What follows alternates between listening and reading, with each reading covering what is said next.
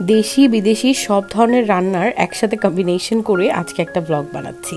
তো আজকের ব্লগে থাকছে আমার হরেক রকমের রান্না বান্না। তো চলুন আমার আজকের ব্লগটি শুরু করছি।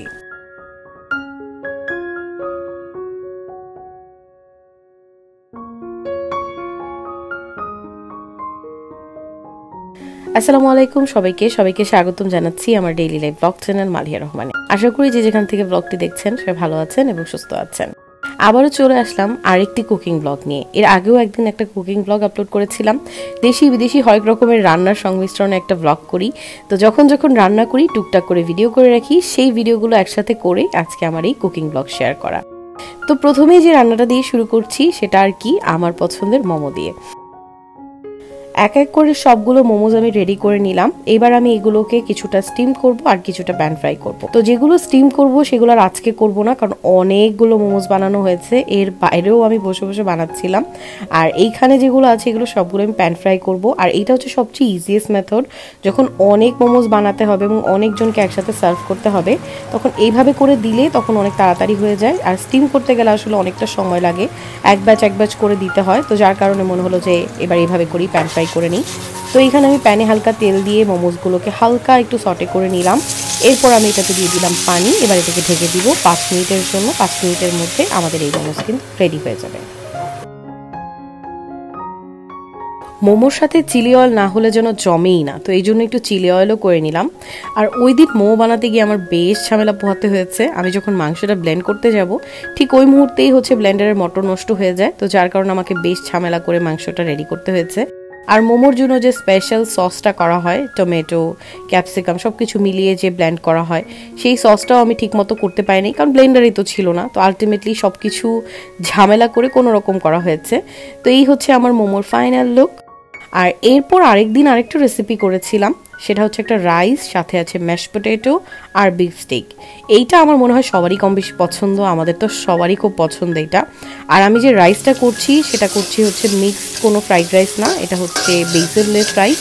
তো এইখানে আমি বেসিল রাইস করার জন্য প্রথমে গার্লিক, তারপরে একটু ক্যাপসিকাম, আর এরপর আমি কিন্তু বেসিল লিফটা দিয়ে নিলাম। আর এরপর রাইস দিয়ে নিচ্ছি, সাথে খানিকটা হচ্ছে আদা গুঁড়া, রসুন গুঁড়া, তারপরে একটু হচ্ছে ব্ল্যাক পেপার গুঁড়া, আর চিনি, লবণ অল্প অল্প সব কিছু দিয়ে আমি এবার এটাকে খুব ভালো করে কুক করে নিচ্ছি।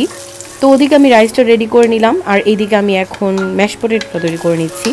তো ম্যাশ পটেটোটা করার জন্য আমি আলু আর দুধ একসাথে ব্লেন্ড করে এইভাবে একটা স্মুথ ব্যাটার তৈরি করে নিয়েছি বা মিক্সচার তৈরি করে নিয়েছি। এরপর আমি এটাতে খানিকটা দুধ দিয়ে দিলাম, একটু ক্রিম দিলাম, অনেক বেশি ব্ল্যাক পেপার দিলাম, কারণ ম্যাশ পটেটো বা এই স্টেক টাইপের আইটেমগুলোর সাথে ব্ল্যাক পেপারের কম্বিনেশন আর গার্লিকের কম্বিনেশনটা কিন্তু বেশ মজার। এখানে আমার ক্রিমি ম্যাশ পটেটো রেডি হয়ে গিয়েছে। এটার মিক্সচারটা এত সিল্কি আর এত স্মুথ হয়েছে, দেখতেই কিন্তু ভালো লাগছে। এবার আমি স্টেকগুলোকে ভেজে নিব। তো এখানে আমি তেলের মধ্যে হালকা একটু রসুন জাস্ট সটে করে নিয়েছি, আর স্টেকের মাংসগুলোকে আমি সল্ট অ্যান্ড পেপার দিয়ে কিছুক্ষণ সিজনিং করার জন্য রেখেই দিয়েছিলাম। এরপর এগুলোকে গরম তেলে দিয়ে দিচ্ছি। আর এগুলোকে আমি না ফুললি কুক করব, মানে ওভার কুক করেই করবো। এটাকে আমি একদম মিডিয়াম রেয়ার বা রেয়ার এরকম করবো না, যেহেতু আমি একা খাবো না, আমার সাথে আরও অনেকেই খাবে, এই জন্য এটাকে আমি ফুললি কুক করে নিলাম। তো এইটা এখানে আমার বিফ স্টেকগুলো রেডি করে ফেললাম। দেখেই বোঝা যাচ্ছে এটা কিন্তু ওভার কুক করেছি, এটা একদমই পুরোপুরি ভেতর থেকেই কুকড হয়েছে। এবার আমি প্লেটিং করব। তো এখানে আমি প্রথমেই রাইসটা নিয়ে নিলাম, যে বেসিল রাইসটা আমি বানিয়েছি সেই রাইসটা। এরপর আমি বিফ স্টেকটা সাজালাম, ম্যাশ পটেটোটা দিলাম। আর বিফ স্টেকের জন্য আমি একটা সস করেছি, যেটা ব্রাউন রু বা ব্রাউন সস বলে, সেটা আমি রেডি করে নিয়েছি, ওটা আমি স্টেকের উপর দিয়ে নিচ্ছি। বেসিক্যালি আমি সসটা ভিডিও করতে ভুলে গিয়েছিলাম, যখন আমি করে ফেলেছি তখন দেখি আমি ক্যামেরা অনই করি নাই। তো এই তো আমার পুরো মেনুটা রেডি। আর আমি প্লেটিংটা একদম ভালো মতো করতে পারি নাই, তখন কেন যেন আমার মাথায় কোনো আইডিয়া আসতেছিল না। তো যার কারণে জাস্ট যেরকম সেরকম করে আর কি ভিডিও করে ফেলেছি। এরপর এটা আরেক দিনের একটা ভিডিও। ওই দিন আমি হচ্ছে একটু মোরগ পোলাও রান্না করেছিলাম, খুবই অল্প করে, আমার জন্য জাস্ট কোনো রকম একটু মোরগ পোলাও করা আর কি। তো এখানে আমি মোরগটাকে ফার্স্টে রেডি করে নিয়েছি, তারপরে পোলাওটা রেডি করে নিয়ে এখন আমি খাচ্ছি। এই সময় অনেক রাত্রেবেলা, আমার মনে আছে এটা 3:30টার দিকে মনে হয় আমি খাচ্ছিলাম। আমি রান্নাই করেছি 1টার দিকে, তারপরে আমি এখন খাচ্ছিলাম। আমার খুবই মোরগ পোলাও খেতে ইচ্ছা করছিল, তো এই জন্য আমি তখন মোরগ পোলাও রান্না করেছি। এই রাত বিরাতে হুট করে যে খেতে মন চায় না, ওই টাইমগুলো তো বাজে হয়। ওই সময় না যায় বাইরে থেকে আনা বা না যায় নিজে বাইরে যাওয়া, যার কারণে ওই সময় দেখা যায় কি খেতে ইচ্ছা করছে ওই সময় কীভাবে করা যায়, তখন শর্টকাটে কিছু একটা করে ফেলতে হয়। এই মোরগ পোলাওটা একদম শর্টকাটে করেছিলাম, এটাতে আমি সেরকম কিছুই দেই নাই বা ওইরকম একদম যেরকম মোরগ পোলাও হয় সেরকম করেও করি নাই, এটা খুবই শর্টকাটে করেছিলাম, বাট টেস্টটা অনেক ভালো ছিল। এখানে আমি বানাচ্ছিলাম হচ্ছে মিক্সড ফ্রাইড রাইস। আমার কাছে স্টেকের সাথে এগ ফ্রাইড রাইসের চেয়ে হার্ব রাইস কিংবা basil leaf rice, garlic rice এগুলো ভালো লাগে। এগ ফ্রাইড রাইস আমার কাছে স্টেকের সাথে একদমই মনে হয় যে ওটা পারফেক্টলি যায় না, এই জন্য আমি যখন স্টেকের মতো করেছিলাম ওটার সাথে আমি বেসিল লিফ রাইসটাই রেখেছিলাম। আর এই দিন হচ্ছে আমি বানাচ্ছিলাম শুধুমাত্র মিক্সড ফ্রাইড রাইস। পরে আবার হঠাৎ করে মনে হলো শুধু শুধু ফ্রাইড রাইস খাবো, এটার সাথে কিছু না করলে কেমন হয়, তখন প্রন দিয়ে একটা ডিশ করেছিলাম। তো এখানে আমি ফ্রাইড রাইস তৈরির জন্য সবজিগুলো সব প্রথমে ভেজে নিলাম, মানে হালকা করে সটে করে নিলাম তেলের মধ্যে। গাজর আর ক্যাপসিকাম, বরবটি দিলে আরও ভালো লাগে, বাট তখন বরবটি ছিল না। আর ডিম দিয়ে দিলাম। এরপর আমি রাইসটা তো রেডি করে রেখেছি। আর যে কোনো রাইসের জন্য রাইস 70 to 80% পর্যন্ত কুক করতে হয়, মানে ফুললি কুক থাকবে না, ভেতরে একটু চাল চাল থাকবে, ওটা এইখানে কুক হয়ে যাবে।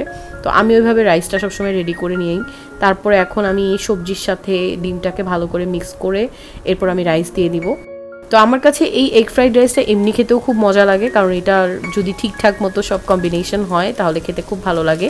তো এখানে আমি চিনি, তারপরে ব্ল্যাক পেপার, সামান্য একটু সয়া সস সব কিছু দিয়ে এটাকে ভালো করে মিক্স করে নিব। আর এই রাইসটা হতে একদমই সময় লাগে না, খুবই তাড়াতাড়ি হয়ে যায় এবং খেতেও খুব মজা হয়।